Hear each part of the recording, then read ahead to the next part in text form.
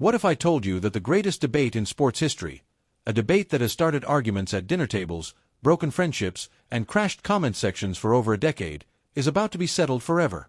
Not by analysts. Not by statistics. Not by Hall of Fame voters. By one man.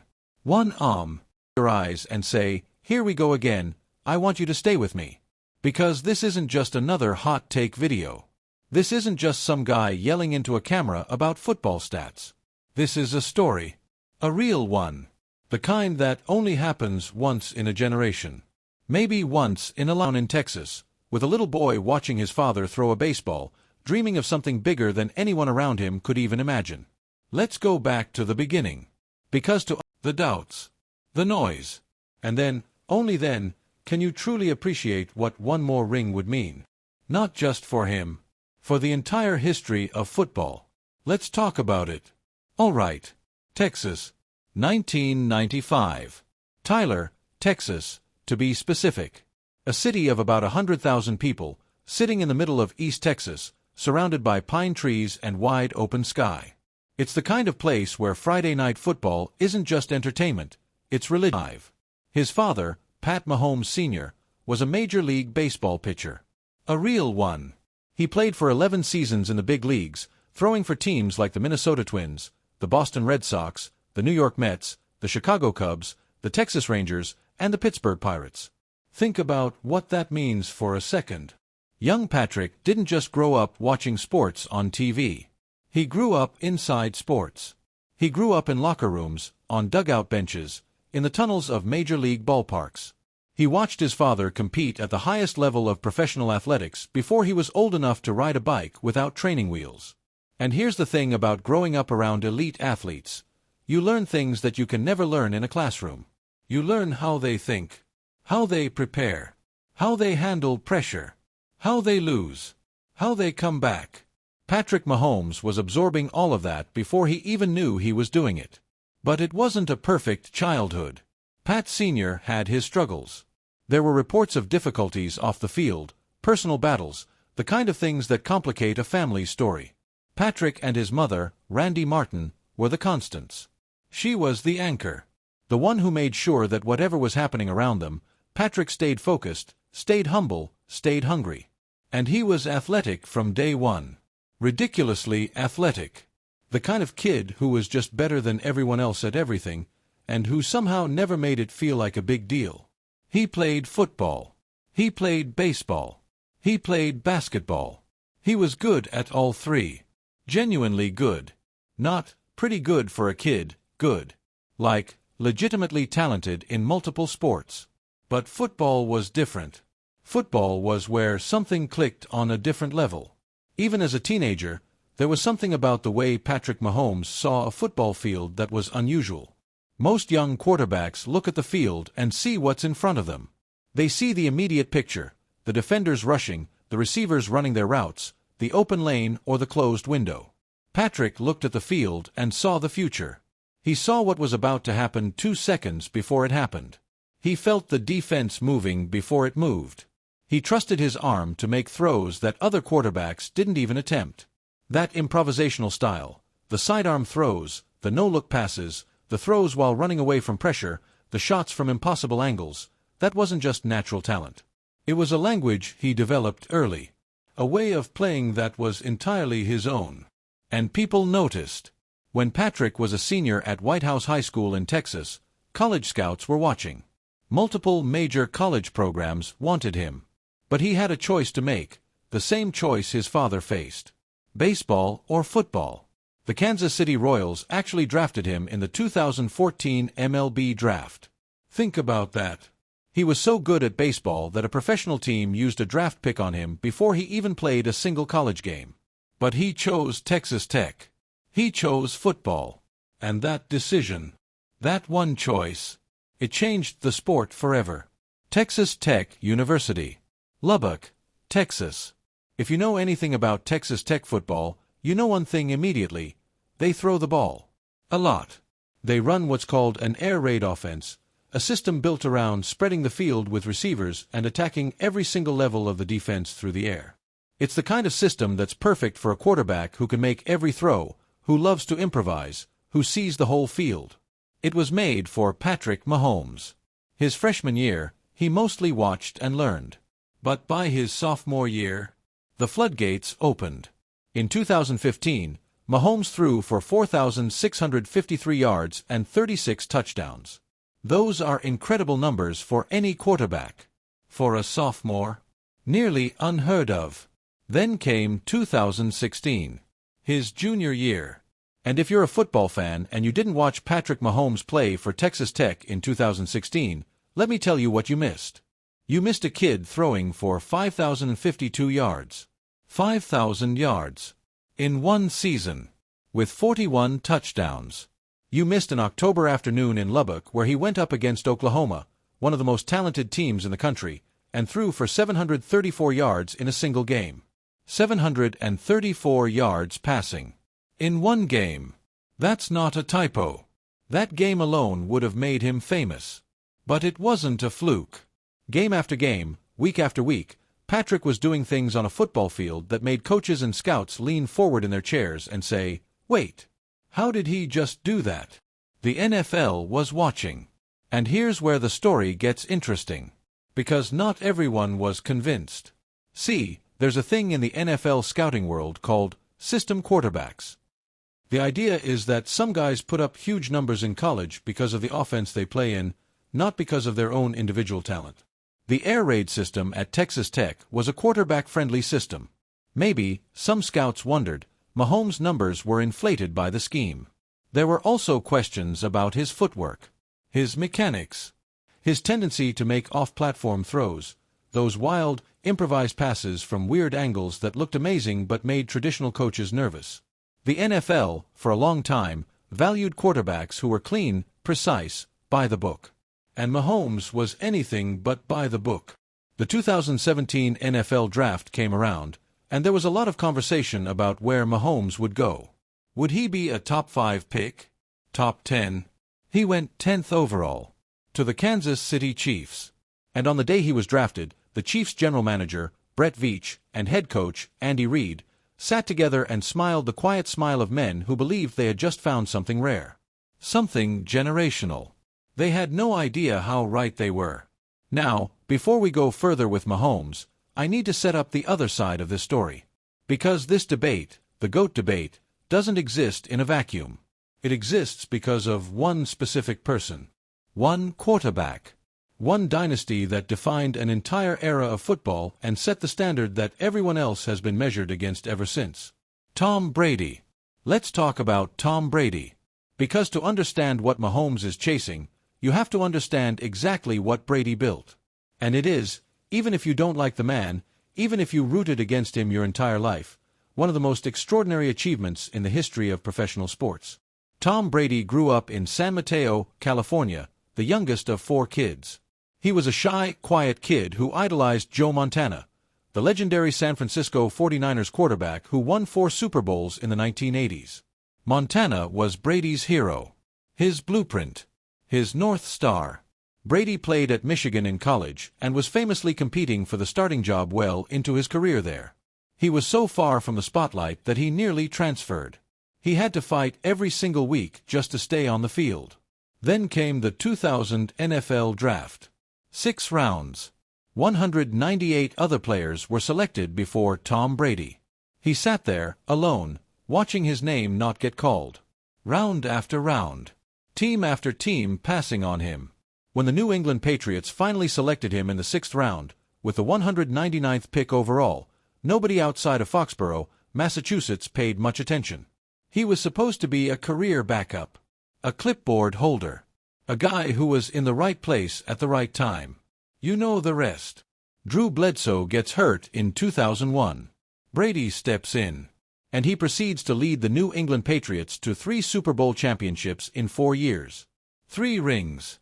By age 26. And the dynasty that followed was unlike anything professional football had ever seen. The Patriots, under Brady and head coach Bill Belichick, became the measuring stick for excellence. They went to the Super Bowl 9 times during Brady's tenure in New England. 9 times. They won 6 of them. 6 Super Bowl rings. Brady left New England after the 2019 season. Shocked the world by signing with the Tampa Bay Buccaneers, a team that hadn't won anything in nearly 2 decades. And in his very first season in Tampa, he won again. Ring number 7. 7 Super Bowl rings. 5 Super Bowl MVP awards. 3 League MVP awards. 15 Pro Bowl selections. He retired, then came back, then retired again, holding nearly every meaningful passing record in NFL history. 7 rings. That number had become untouchable, unreachable. The kind of number that ends debates before they even start. Because you can argue about arm talent. You can argue about athleticism, about mobility, about the ability to improvise and create. And there are plenty of quarterbacks, Joe Montana, Peyton Manning, Aaron Rodgers, who could make compelling cases in those individual categories.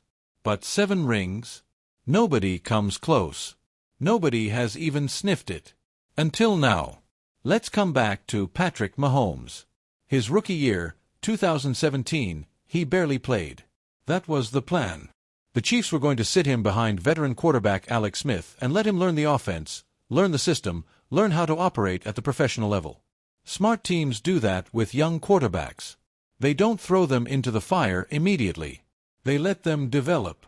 But even in practice, even in the moments when the cameras weren't rolling and the stadium was empty, the people around Mahomes were seeing something.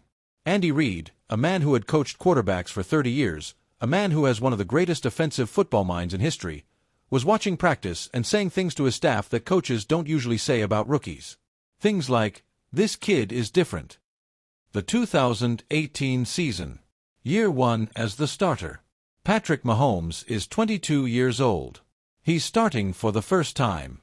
And he throws for 5,097 yards and 50 touchdowns. 50 touchdowns. Only 2 quarterbacks in NFL history had ever thrown 50 or more touchdown passes in a single season before him, Peyton Manning and Tom Brady. He was the third. At age 22, he won the NFL MVP award. Unanimously. Not even close. The league had seen talented young quarterbacks before. But there was something about the way Mahomes played that was visually different from anyone who had come before him. The no-look passes. The behind-the-back releases. The throws where his feet were pointed one direction but the ball went somewhere completely different. The ability to absorb a hit, spin away, and somehow deliver a perfect spiral to a receiver 40 yards downfield. He looked like he was playing a video game. Like the rules of physics had given him a special exemption. But, and this is important, talent alone doesn't win Super Bowls. The NFL is full of talented quarterbacks who never win a ring. Ask Dan Marino, who threw for more yards than almost anyone and never won one. Ask Peyton Manning, who needed the stars to align in just the right way to collect his 2 championships. Talent gets you to the table. Something else gets you the rings. What is that something else? That's what we're about to find out. Super Bowl 54. February 2nd, 2020. Miami, Florida. Hard Rock Stadium. The Kansas City Chiefs versus the San Francisco 49ers. Mahomes is 24 years old. His second year as a starter. And through the first 3 quarters of this game, things are not going well. The 49ers defense, one of the best in the league that season, is suffocating the Kansas City offense. The Chiefs are trailing 20-10 with less than 8 minutes left in the game. Think about that moment. Think about what's happening in that stadium, in that moment, for Patrick Mahomes. He's down 10 points. In the Super Bowl. 8 minutes left. The biggest game of his life. The whole world watching. 62,000 people in the stands. Millions more at home. And he's the Kansas City Chiefs quarterback. The team that hadn't won a Super Bowl in 50 years. 50 years. This is the moment that separates quarterbacks from great quarterbacks. This is where the conversation about legacy begins. What did Mahomes do? He played the last 8 minutes of that game like a man who had been waiting his entire life for that exact moment. He was calm, focused, surgically precise under pressure. He led the Chiefs on 2 fourth-quarter scoring drives. Threw for 2 touchdowns. The Chiefs scored 21 unanswered points in the final 8 minutes of the game. Final score, Kansas City 31, San Francisco 20. Patrick Mahomes, first Super Bowl. Super Bowl MVP. 24 years old. The dynasty had begun. But wait. The story doesn't stay comfortable. Because the best stories never do. The next season, the 2020 regular season, the Chiefs were dominant again. Mahomes threw for 4,740 yards, 38 touchdowns, just 6 interceptions. They were the favorites heading into the playoffs. Heading into Super Bowl 55. Super Bowl 55. February 7, 2021. Tampa, Florida. Raymond James Stadium. Patrick Mahomes and the Kansas City Chiefs versus Tom Brady and the Tampa Bay Buccaneers. Think about the poetry of that matchup for a second. The old king versus the new king. The seven-ring legend playing on his home field. Tampa's home games are played at Raymond James Stadium, which means Brady was literally playing a Super Bowl in the stadium where his team plays its home games, against the 25-year-old who everyone said was his heir apparent. The football world had been waiting for this game. A changing of the guard. The moment when the student surpasses the teacher. When the new generation takes the throne. It did not go according to script. Brady and the Buccaneers dominated. The Tampa Bay offensive line was immovable. The Kansas City offensive line, which had injuries and personnel issues, was a disaster. Mahomes was under pressure all game. Running for his life. Sacked 3 times. Throwing for only 270 yards and no touchdowns. Brady won. Ring number 7. In his first season with a new team. At age 43. And it felt like a statement. A loud, clear, unmistakable statement from Tom Brady to the rest of the football world. I'm not done. And you're not ready yet. The GOAT conversation, which had been starting to shift toward Mahomes, shifted back. Brady had answered. He'd looked the new generation in the face and said, "Not yet." Now here's where the story of Patrick Mahomes truly begins to separate itself from everything that came before. Because lesser players, lesser competitors, would have let that loss define them. They would have played too cautiously the next season. Would have been haunted by that game. Would have been looking over their shoulder. Mahomes didn't do any of that. He came back for the 2021 season with something to prove. And he proved it. The Chiefs won the AFC Championship again and played in Super Bowl 56 against the Los Angeles Rams. Super Bowl 56. February 13, 2022. SoFi Stadium. Inglewood, California. This was a brutal game. The Rams, on their home turf, with Cooper Kupp having one of the great receiver seasons in recent memory, and Aaron Donald in the backfield causing chaos all night long. Wait, I need to correct myself here.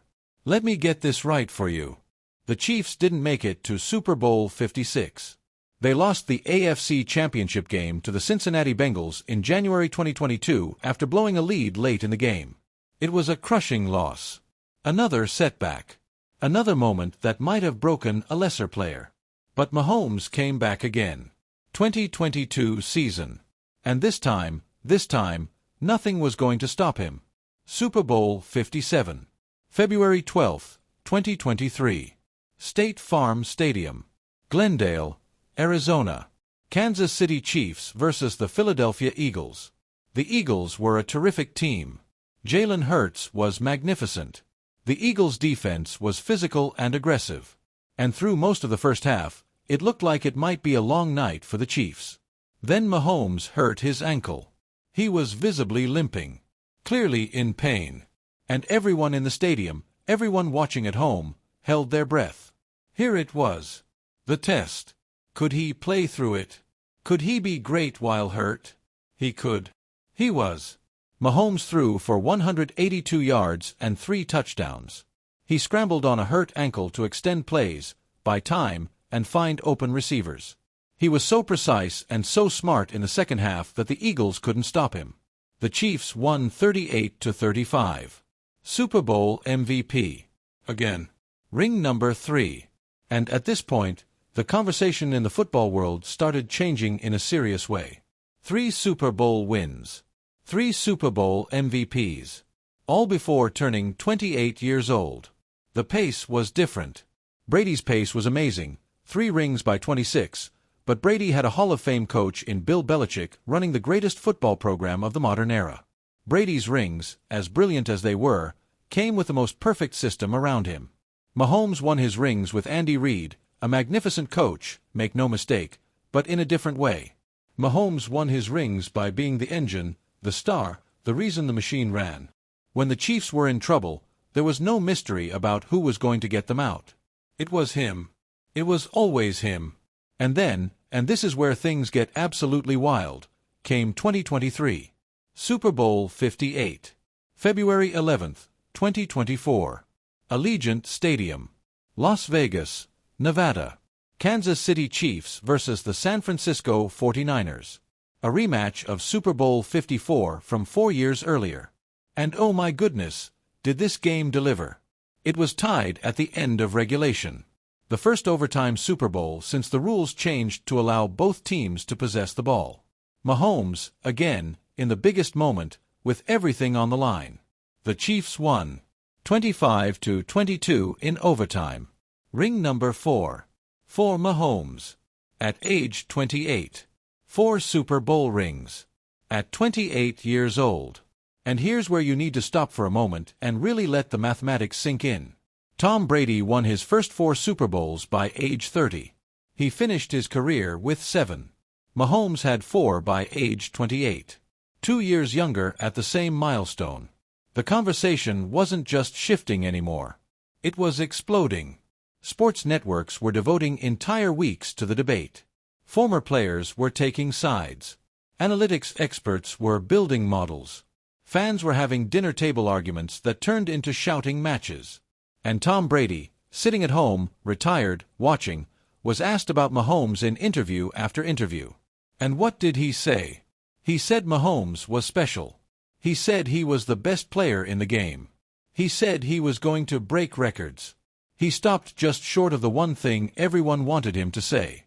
He stopped just short of saying Mahomes would be better than him. Because even Tom Brady, the most confident, most competitive athlete of his generation, understood what was happening. He understood that the numbers were coming. The tide was rising. And the only question was whether Mahomes could keep going. Now let's stop here and have a real conversation. A deeper one.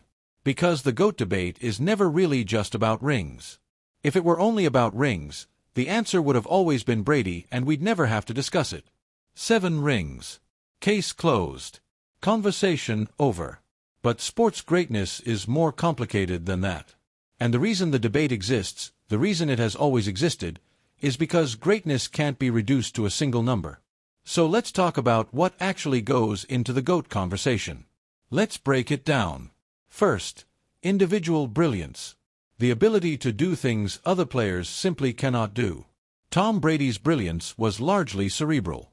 He was not the most physically gifted quarterback in NFL history. He was not the fastest. He was not the strongest arm. What made Brady special was his mind. His ability to read a defense before the snap and dissect it with almost mathematical precision. His ability to see the whole chessboard and make the right move every single time. Brady rarely made mistakes. He rarely threw interceptions. He rarely took sacks when a checkdown was available. He was the most consistently excellent decision-maker the position had ever seen.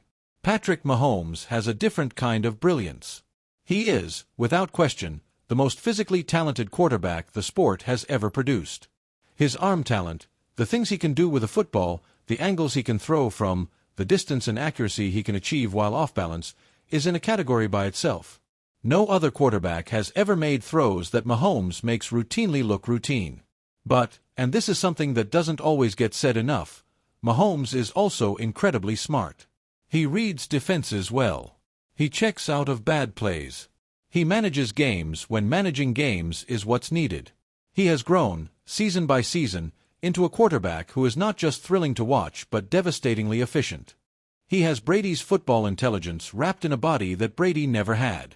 Second, the circumstances around them. Brady had Bill Belichick. And Belichick is, the greatest coaching mind in NFL history. The system they built in New England was specifically designed to maximize Brady's strengths and hide his limitations. The Patriots had, in various years, elite offensive lines, elite receivers, elite tight ends in Rob Gronkowski, and a defensive program that could win games without scoring 30 points every week. Brady played in an incredible system with an incredible support structure. Now, to be fair, Brady has also answered those criticisms. His win with Tampa Bay, without Belichick, without the New England machine, proved that Brady himself was a transcendent performer. You cannot completely dismiss his rings by chalking them up to Belichick. That's not fair to Brady. But Mahomes does not have Belichick. He has Andy Reid, who is brilliant, but not the same kind of defensive mastermind that Belichick was. The Chiefs, in most of their championship years, have won despite not having a great defense. They have won because Mahomes willed them through. When the Chiefs trailed in the fourth quarter of a playoff game, the league percentage for a team coming back to win is quite low. Against Mahomes in those situations, he's come back to win at a historic rate. The man doesn't just handle pressure. He seems to perform better under it. Third, longevity. This is Brady's greatest argument. And it's a powerful one. Brady played until he was 45 years old. 45. He was still an elite quarterback at 44 when he won ring number 7. His ability to maintain elite performance across 2.5 decades of professional football is something that has never been replicated. Mahomes is 28. He hasn't proven longevity yet, because he simply hasn't had to. But everything about the way he plays, the way he takes care of his body, the way the game appears to be slowing down for him rather than speeding up, suggests that longevity will not be a problem. And if Mahomes plays into his early 40s, the way Brady did, and there is no reason to think he won't, the numbers he could accumulate are almost incomprehensible. Fourth, impact on the game. Brady changed football by proving that cerebral precision and system-based excellence could dominate an era. He showed that you didn't need to be the most physically imposing player to be the greatest.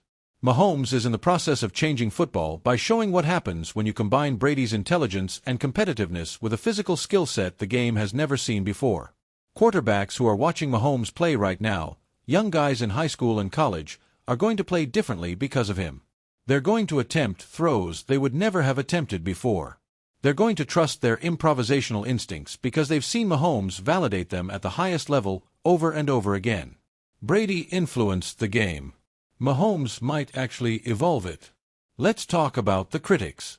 Because they exist. And they deserve to be heard. The loudest criticism of Mahomes, the one that Brady's defenders throw up most often, is the era argument. The modern NFL, critics say, is easier for quarterbacks than the NFL Brady played in. The rules have changed significantly over the decades to protect quarterbacks and receivers. Defensive backs can't hit receivers as physically as they used to. Pass rushers can't hit quarterbacks in certain ways. The game has opened up in ways that inflate passing numbers across the board. Brady, these critics say, played in a more physically demanding era. And he still won. Still dominated. Still collected rings. That's a fair point. Rules matter. Context matters. But here's the counter-argument, and it's equally fair. Mahomes is playing in an era where every other team in the league has access to the same rule changes. Every quarterback benefits from the same protections. And yet, Mahomes is still dramatically better than his peers. The gap between Mahomes and the rest of the quarterbacks in the league is not narrowed by the era. It might actually be amplified by it. Because in an era where passing numbers are up across the board, Mahomes is still at the very top.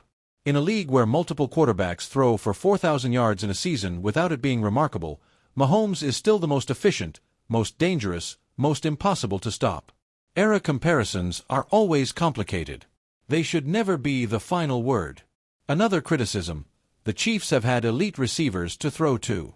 Tyreek Hill, for most of Mahomes' career, was the fastest player in the league. He could turn any catch into a touchdown. Travis Kelce, arguably the greatest tight end in NFL history, has been a security blanket and a weapon simultaneously. Critics say that any good quarterback with Tyreek Hill and Travis Kelce would put up great numbers. That's partially true. Great weapons matter. Brady had Randy Moss for one season and put up historic numbers. Great players help. But here's the thing. Tyreek Hill was traded to the Miami Dolphins. He left. He went to a new team, a new quarterback, and he still put up great numbers, but his team hasn't won a Super Bowl. And Kansas City, after Tyreek Hill left? They kept winning. They kept going to Super Bowls. They kept collecting rings. Because the common thread was never Tyreek Hill. The common thread was Mahomes. And now we need to talk about what's happening right now. In this moment. In this current chapter of the story. Because the 2024 season, the run to what would be Super Bowl 59 in February 2025, was another chapter in the Mahomes legend. The Chiefs were trying to do something that had never been done in NFL history. 3 consecutive Super Bowl wins. A three-peat. The most difficult back-to-back-to-back achievement in professional sports. And Mahomes was leading the charge. Let me tell you something about three-peats in professional sports. They are almost mythologically rare. In NBA basketball, only the Chicago Bulls and the Los Angeles Lakers have ever done it. In the NFL, never. Not once in the Super Bowl era. The Pittsburgh Steelers in the 1970s were close. The Patriots were close. But no team had ever won 3 consecutive Super Bowls. It would be the Mount Everest of team sports achievement. And Mahomes was standing at base camp, looking up, saying, "Let's go." The season unfolded the way Chiefs seasons tend to unfold in the Mahomes era. Dominant in stretches. Occasionally tested. Always finding a way. Mahomes was masterful, precise when precision was needed, explosive when explosiveness was the answer. The playoffs came.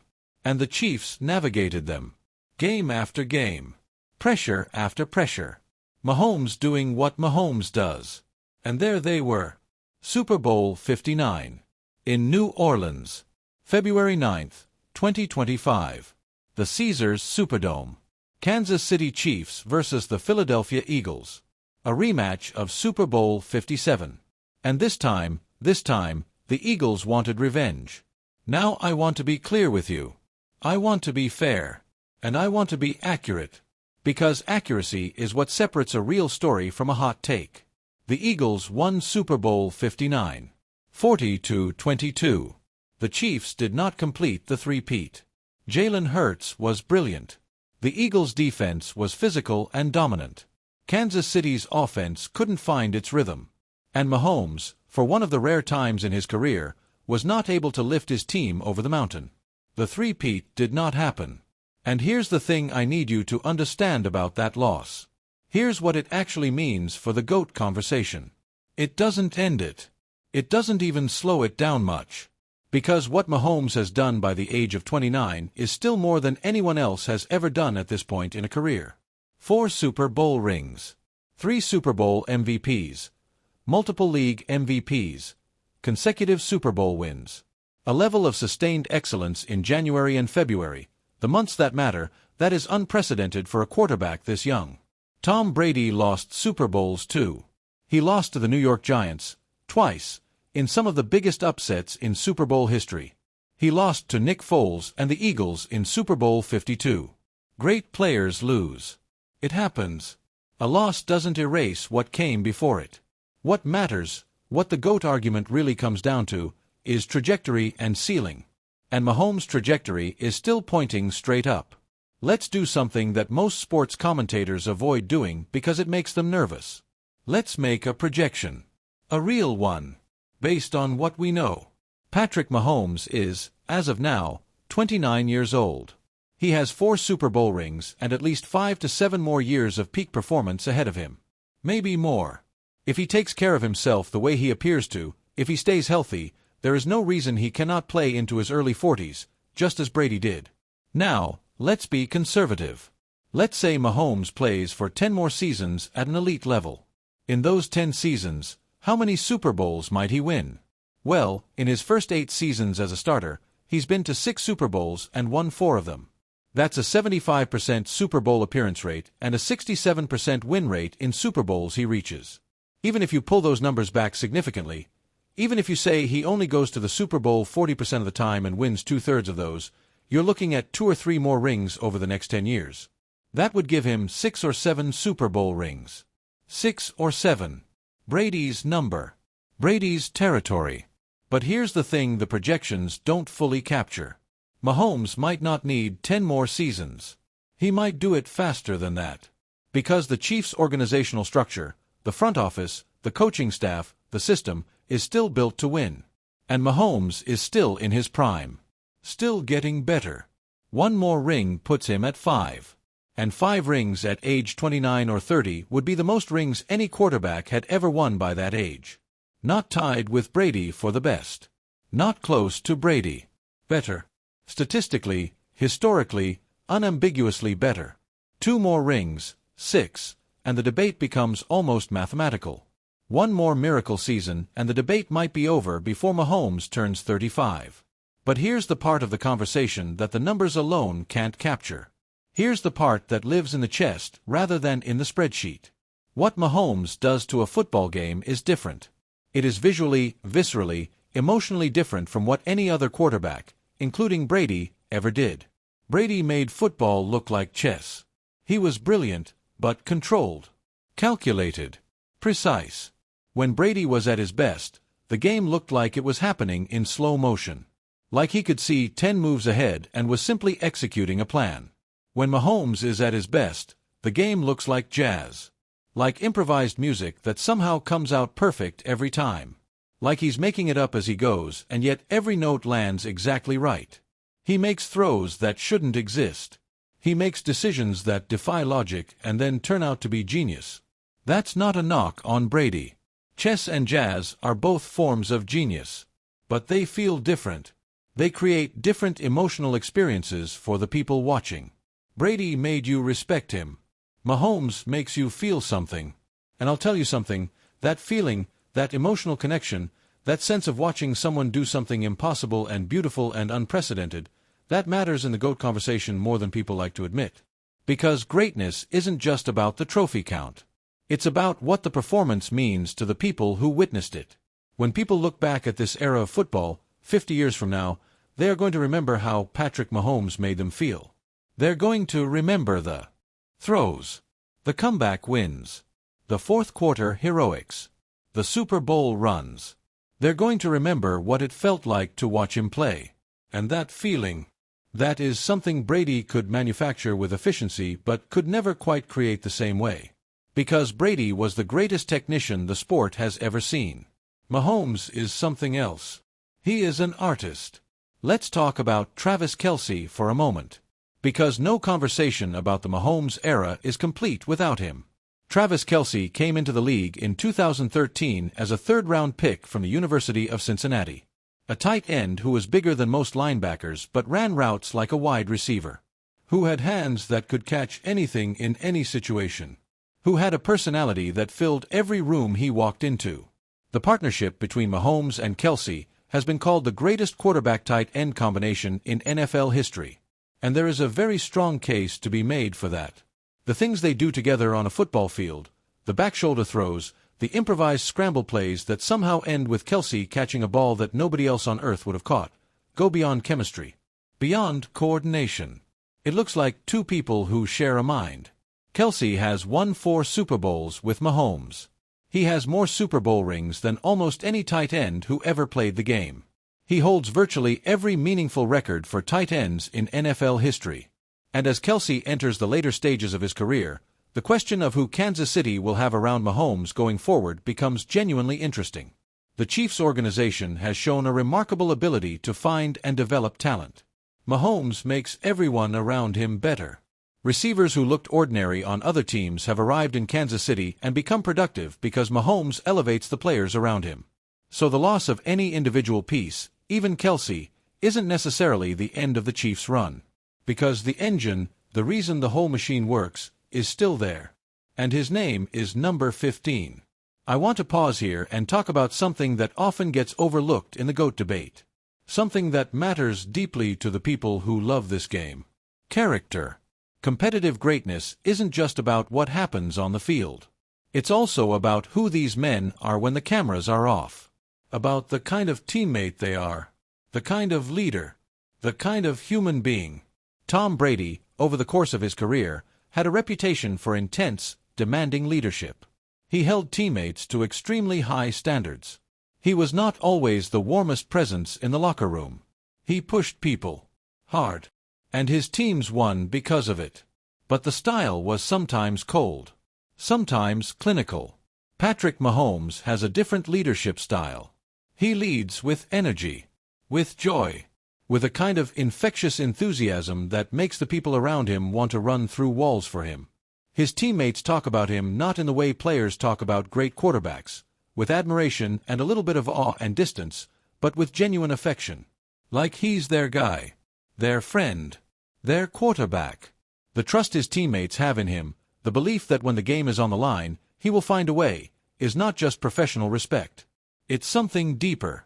And that quality, the ability to make the people around you believe in themselves, believe in the team, believe that anything is possible, that is a form of greatness that doesn't show up in the stats. It shows up in the fourth quarter comebacks. In the moments when a less trusted, less loved quarterback might see his offense tighten up, play scared, make errors under pressure. In those moments, Mahomes' teammates play looser, play faster, play better, because they believe. That belief is a weapon, and it belongs to him. Now let's address the elephant in the room.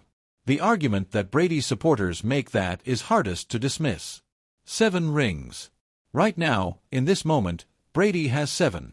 Mahomes has 4. That's a gap of 3 championships. Enormous, right? Case closed, right? Not quite. And here's why. Brady played 23 seasons in the NFL. He's been retired for a couple of years now. 23 seasons. 7 rings. That's 1 championship roughly every 3 to 3.5 seasons. An incredible rate, to be clear. Mahomes, in his first 8 seasons as a starter, has 4 rings. That's 1 championship every 2 seasons. A faster rate. A historically unprecedented rate. And here's the other piece of this. Brady won his 7th ring at age 43, in his 21st season. Mahomes, if he plays until 43, will have 22 more seasons of football ahead of him. 22 more chances. If he just maintains his current ring rate, which is already better than Brady's rate, he doesn't just catch Brady. He laps him. Now, I'm not here to promise that. Nobody can promise that. Injuries happen. Teams change. The NFL is a brutal, unpredictable sport. Brady himself was hurt in 2008 and missed an entire season. Things happen. But the potential, the ceiling, the possibility of what Mahomes could become if everything goes right? It's not just Brady level. It's beyond Brady level, in a way that the sport has never contemplated. And that's why the debate is alive. That's why it's raging. That's why you clicked on this video. Not because Mahomes has passed Brady. He hasn't. Not yet.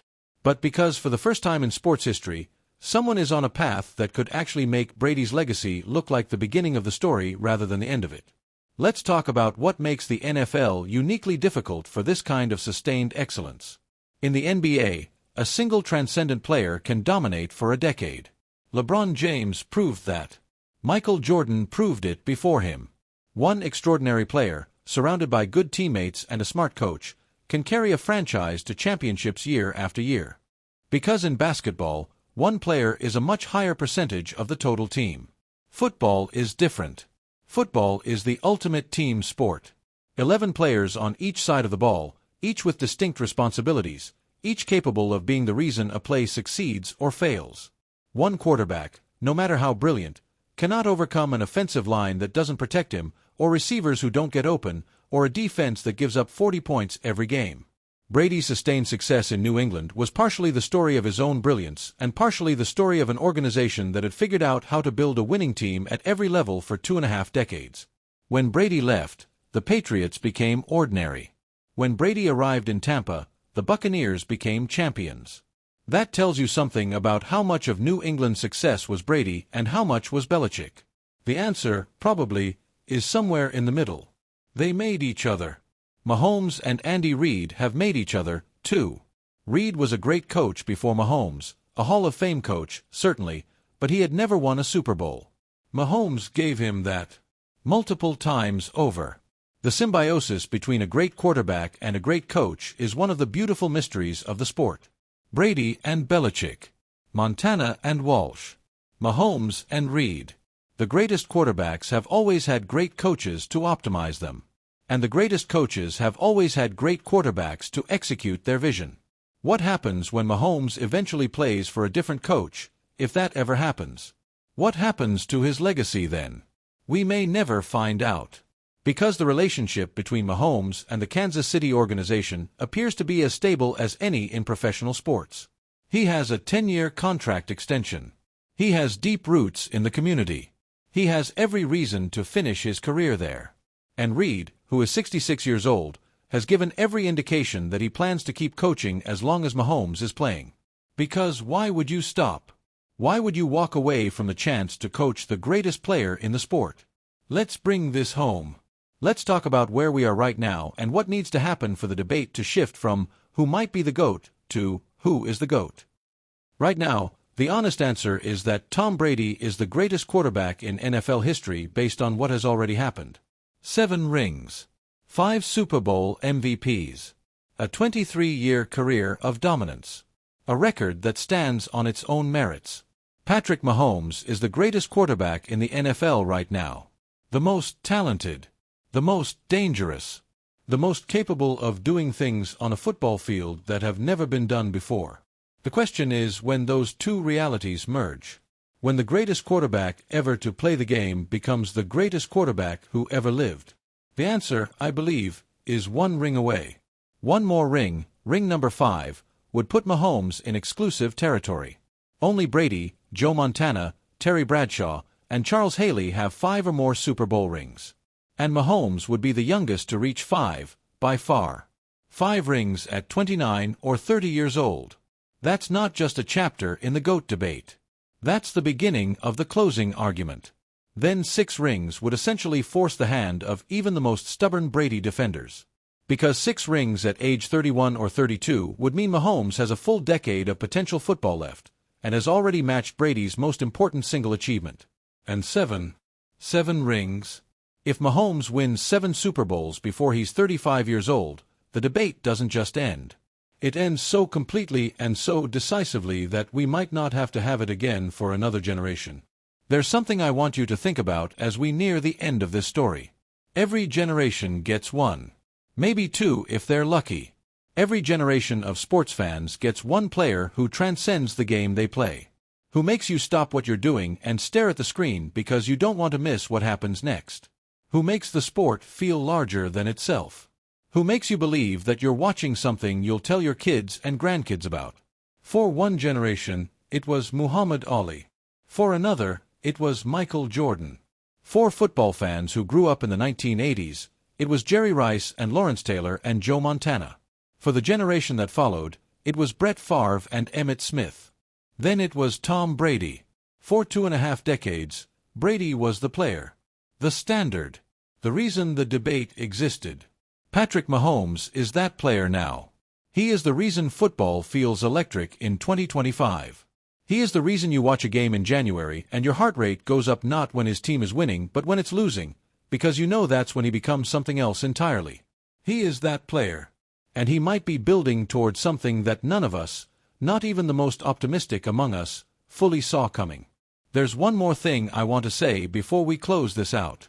One more piece of the story that ties everything together. Tom Brady, in several interviews over the last couple of years, has talked about Patrick Mahomes with a combination of admiration and something that sounds almost like relief. Like a champion who sees his successor and knows, really knows, that the thing he spent his career building is going to be carried forward and expanded. Brady once talked about how important it is for football to have great players at the quarterback position. How the position elevates the sport. How fans connect with the game through the quarterbacks they love. When Brady talked about Mahomes in those terms, there was something in it that went beyond analysis. Something that sounded almost like mentorship. Like legacy. Like a man who had spent 23 years being the measuring stick, looking at the person who is going to use that measuring stick to build something even taller. Brady knows. He's not saying it out loud, because he's Tom Brady, and Tom Brady doesn't give ground willingly, not even in retirement, but he knows. The age of Mahomes has arrived. And the GOAT debate, that beautiful, maddening, endlessly entertaining debate that has consumed sports talk radio and bar arguments and Twitter and dinner tables for 2 decades? It's not over. Not yet. Mahomes has more work to do. More rings to win. More games to will his team through. More fourth quarters to claim as his personal property. But the direction, the trajectory, the sense of where this is heading, that's clear. That's been clear for a while now. One more ring, and the conversation changes forever. Not just for this year, not just for this generation, forever. Because Patrick Mahomes is 29 years old, and he is already doing things that will be studied and marveled at for the rest of time. And he's not close to done. He came from Tyler, Texas, with his father's athletic DNA and his mother's relentless anchor, and he turned himself into the most impossible, jaw-dropping, franchise-defining quarterback the sport has ever produced. He won when they said the air raid system was just a college gimmick.